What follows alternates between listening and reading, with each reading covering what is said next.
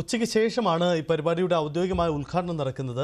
തമിഴ്നാട് മുൻ BJP അധ്യക്ഷൻ അണ്ണാമലൈ ഉദ്ഘാടനം നിർവഹിക്കും. രാവിലെ വിവിധ സെഷനുകളിലുള്ള സെമിനാറുകളാണ് നടക്കുന്നത്. ഇതിൻ്റെ ഒരുക്കങ്ങൾ ഈ സെഷനുകൾ ആരംഭിച്ചു കഴിഞ്ഞു. രഞ്ജിത്ത് രാമചന്ദ്രൻ നമുക്കൊപ്പം ചേരുന്നു. രഞ്ജിത്ത്, എന്താണ് അവിടുത്തെ ഒരു സാഹചര്യം? എന്തായാലും സർക്കാർ നടത്തിയ പരിപാടിക്ക് ഒരു ബദൽ എന്നതിനൊപ്പം തന്നെ ചില രാഷ്ട്രീയ സന്ദേശങ്ങൾ കൂടി ആ വേദിയിൽ നിന്ന് നമുക്ക് ഉയരുമെന്ന് പ്രതീക്ഷിക്കാം.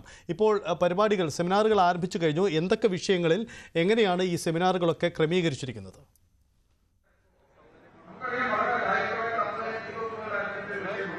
തീർച്ചയായും അതായത് ഒരു ബദൽ സംഗമം എന്നതിനെ കുറിച്ച് അങ്ങനെ സമ്മതിച്ചു തരുന്നില്ല എങ്കിൽ പോലും വലിയ വിശ്വാസികളുടെ ഒരു പങ്കാളിത്തം ഇതുമായി ബന്ധപ്പെട്ടുകൊണ്ട് എന്ന കാര്യത്തിൽ സംശയമില്ല. നമ്മളൊക്കെ ദൃശ്യങ്ങളിൽ കാണുന്നത് പോലെ ഈ ഹാള് നിറഞ്ഞും ഈ ഹാളിന് പുറത്തും നിറയെ ആളുകളുടെ ഒരു സാന്നിധ്യം ഉണ്ട്. ഇരിക്കാൻ സ്ഥലമില്ലാത്തതുപോലെയുള്ള ഒരു തിരക്കുമൊക്കെ ഇവിടെ അനുഭവപ്പെടുന്നുണ്ട് എന്നുള്ളതാണ്. ഇപ്പോൾ നമുക്കറിയാം, ശബരിമല സംരക്ഷണ സമിതിയും വിവിധ ഹൈന്ദവ സംഘടനകളും ചേർന്ന് സംഘടിപ്പിക്കുന്ന ഒരു പരിപാടിയാണ്. ഇതുമായി ബന്ധപ്പെട്ട 3 സെമിനാറുകൾ, അതിൽ ആദ്യത്തെ സെമിനാർ ആരംഭിച്ചു കഴിഞ്ഞു. ശബരിമലയുടെ വിശ്വാസം എന്ന കാര്യത്തിലാണ് ആദ്യത്തെ സെമിനാർ. ശബരിമലയുടെ വികസനം രണ്ടാമത്തെ സെമിനാറായി വരും. മൂന്നാമത് ശബരിമലയുടെ സംരക്ഷണം, അതായത് വിശ്വാസവും വികസനവും സംരക്ഷണവും ചേർത്തുള്ള സെമിനാറുകളാണ് ഇപ്പോൾ നടന്നുകൊണ്ടിരിക്കുന്നത്. അതിലിപ്പോൾ VR രാജശേഖരൻ അടക്കം ഈ വിഷയത്തിൽ ഇപ്പോൾ സംസാരിച്ചു തുടങ്ങിയിട്ടുണ്ട്. ഏതായാലും വലിയ തോതിലുള്ള പരിപാടിയായി ഇത് നടത്താൻ തന്നെയാണ് ഇപ്പോൾ തീരുമാനമെടുത്തിരിക്കുകയും ആളുകളുടെ സാന്നിധ്യവുമൊക്കെ അത്രത്തോളമാണ്. എന്നോടൊപ്പം ശ്രീയത്ത് കൂടി ചെയ്തത്. ശ്രീയത്ത്, ഇപ്പോൾ നമുക്ക് മനസ്സിലാക്കേണ്ടത് ആളുകളുടെ ഒരു സാന്നിധ്യമാണല്ലേ? ഒരുപാട് ആളുകൾ ഇങ്ങോട്ടേക്ക് എത്തുന്നു. ഒരുപക്ഷെ ഹാള് നിറഞ്ഞു കവിഞ്ഞുള്ള ആളുകൾ അത് വളരെ കൃത്യമായി തന്നെ ഒരു ബദൽ സംഗമത്തിന്റെ ഒരു പ്രതീതി നൽകുകയും ചെയ്യുന്നു. തീർച്ചയായും രഞ്ജിത്ത്, ഇതൊരു ബദൽ സംഗമം എന്ന പേരിട്ട് വിളിക്കാൻ ഇവർ ആഗ്രഹിക്കുന്നില്ല. പക്ഷെ നമ്മൾ ഇത് നോക്കുമ്പോൾ പമ്പയിലെ ഒരു സംഗമത്തിന് പിന്നാലെ അത് ഒരു രാഷ്ട്രീയമായ നീക്കമാണ് എന്ന് കണ്ടുകൊണ്ട് അതിനൊരു മറുപടി നൽകാൻ വേണ്ടി തന്നെയാണ് സംഘപരിവാർ സംഘടനകൾ ഇങ്ങനെയൊരു സംഗമവുമായി മുന്നോട്ട് വന്നത് എന്നുള്ളത് വസ്തുത തന്നെയാണ്. എന്തായാലും പമ്പയിലെ സംഗമത്തിൽ ആൾക്കുറവുണ്ടായിരുന്നു എന്നുള്ളത് വലിയ ചർച്ചയായി നിൽക്കുമ്പോഴാണ് ഈ സംഗമത്തിൽ എത്രത്തോളം ആളുകൾ ഉണ്ടാകും എന്ന ഒരു ചർച്ച കൂടി ഉയർന്നു വരുന്നത്.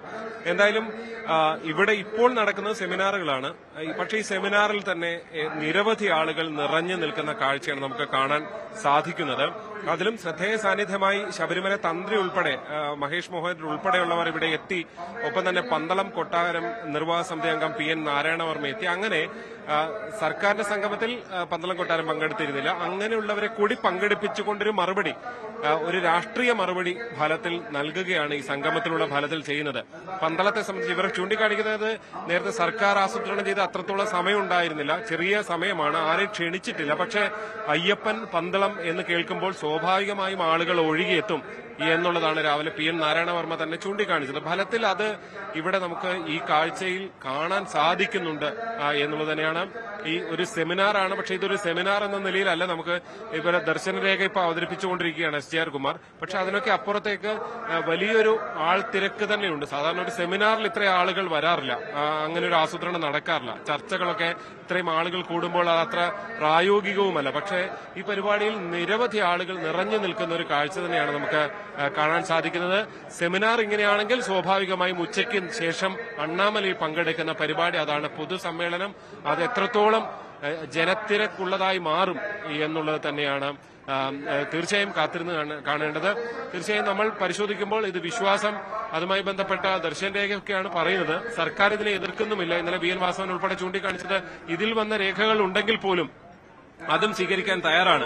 ശബരിമലയുടെ വിശ്വാസം എന്നുള്ള ആദ്യത്തെ സെമിനാറും രണ്ടാമതാണ് വികസനം എന്ന സെമിനാറും മൂന്നാമത്തെ സെമിനാർ സുരക്ഷ സംരക്ഷണം എന്ന നിലയിൽ അതിനെ കാണുകയാണ്. ക്ഷേത്രങ്ങൾ തകർക്കാൻ വലിയ ഗൂഢാലോചന നടക്കുന്നു എന്നുള്ളതാണ് KP ശശികല അല്പസമയം മുമ്പ് സംസാരിച്ചപ്പോൾ പറയുകയും ചെയ്തത്. ആ നിലയിൽ കൂടിയാണ് സംരക്ഷണം എന്ന വിഷയമാണ്. സുരക്ഷ എന്ന പേരിലല്ല അവർ നടത്തുന്നത്, സംരക്ഷണം എന്ന പേരിലാണ് ഈ സെമിനാർ മൂന്നാമത്തെ വിഷയം അവതരിപ്പിക്കുകയും ചെയ്യുന്നത്.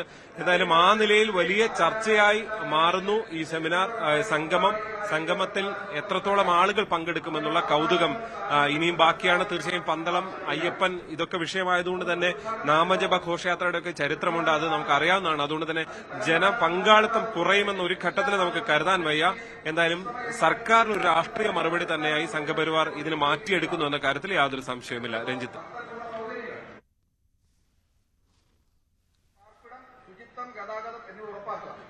അതാണ് സാഹചര്യം. എന്തായാലും ഈ സെമിനാർ വിവിധ വിഷയങ്ങളെ അധികരിച്ചുകൊണ്ടാണ് നടക്കുന്നത്. അതിപ്പോൾ അവിടെ പുരോഗമിക്കുകയാണ്. ശബരിമല കർമ്മസമിതിയുടെ അധ്യക്ഷൻ SJR കുമാറാണ് ഇപ്പോൾ ഈ സെമിനാറിന്റെ പ്രസന്റേഷൻ അവിടെ നടത്തുന്നത്. ശബരിമല ദർശനത്തിനെത്തിയ ഒരു അമ്മ തെലങ്കാനയിൽ നിന്ന് വന്നാണ്.